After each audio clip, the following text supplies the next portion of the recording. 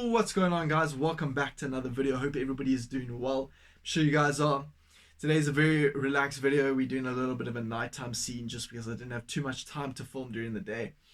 But today's video is the secret that she wants you to know. Okay, obviously there's a little bit of spice to that video. Title. But the secret that she wants you to know in the context of this video is leading. Okay, so I'm going to give you a quick definition of leading in this context.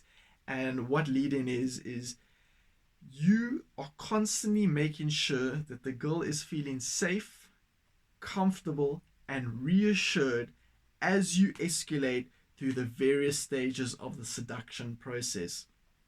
Okay, and the reason why you want to make sure that she's feeling these emotions is because that it's integral to connect and build trust with a woman if she's feeling these emotions. Okay, but in order for her to start feeling these emotions, you have to project it yourself, because a woman is always going to match your energy, and that is part of leading.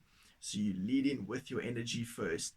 You want to be able to make her feel safe, comfortable, and reassured, to then open her up, where then she can open up to you and start trusting you and trust your lead mentally, emotionally, physically, and spiritually. Okay, you want to be able to connect with a woman on at least one of those aspects. Obviously, the more you connect with her, the better, the more aspects you connect with her on.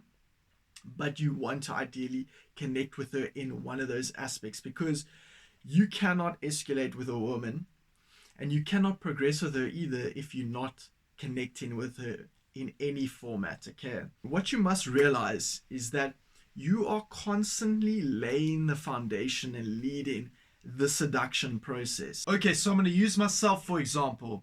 If I meet a woman right now that I've never met before and I decide to start engaging in conversation with her, unconsciously or consciously, I'm continuously leading that seduction process, whether I realize it or not.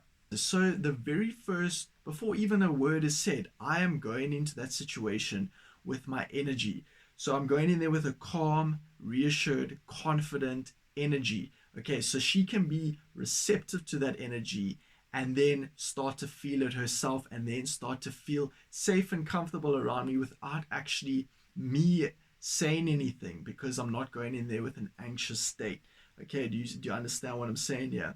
Okay, then from there, once she's receptive to your energy, then you start to escalate through connectivity, and that's finding that common ground, trying to connect mentally, emotionally, spiritually, and physically.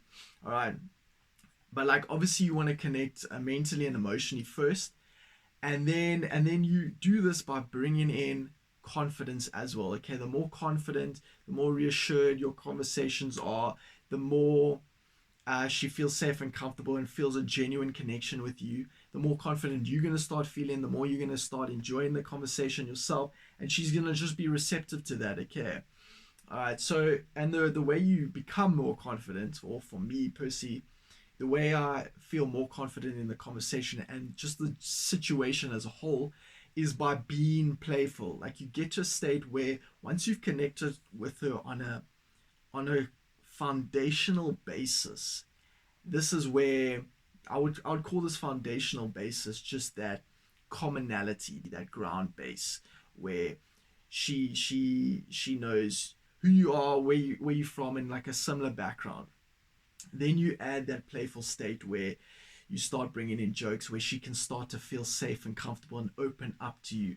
And then once you create that humor, then you can start taking that next little step, which is then bringing in flirting. And that's where you slowly but surely escalate. Okay, so you just got to realize that you're always laying down the small foundations before you make that big traditional move, which is like society defines as like that first kiss, or taking her home, or going on that first date, or whatever that big moment is. And you constantly laying the foundations for that. So that big moment is never just one event. It's a series of events that slowly but surely added up. And that's pretty much what leading is. You lead until that big moment. So what you also got to realize is that you're not forcing the situation. You're not trying to force the situation. You're not trying to control the situation. You're not being aggressive.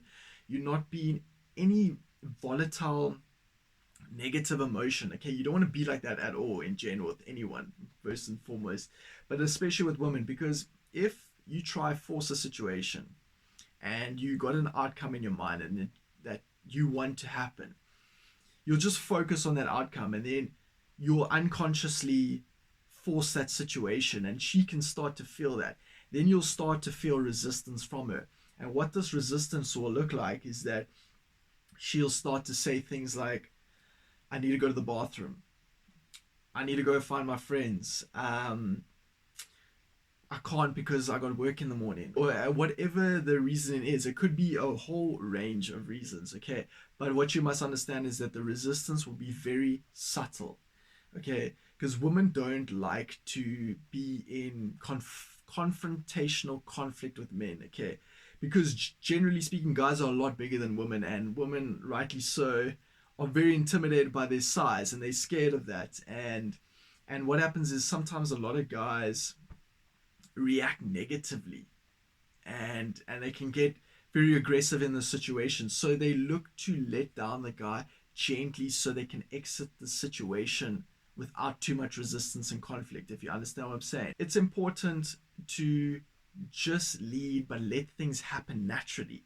If you let things happen naturally, you're going to find that you're not going to feel much resistance, because what letting things happen naturally looks like is that you are giving yourself freedom. You're not putting expectation on. You allowing her to come and go as she pleases, and you just primarily worried about just enjoying yourself that night. And she is like not the primary focus of your joy, but she's like an added benefactor to that joy that's bringing or coming from all different sources, like your friends, the venue, the music, the drinks, the whatever. All those are contributing to your ultimate joy. And then when you do that, she's going to be more receptive to you, and then you'll find that your chances of rejection will be very minimal as well, because things will flow naturally. And when things flow naturally, it's just a beautiful unfolding of events. All right, guys, so closing up this video, I'm just going to ask you, how do you guys lead in your interactions with women and in your conversations with women and in people in general, because this can apply to a lot of different aspects and life scenarios. So I hope you guys like and subscribe, and I'll see you in the next one.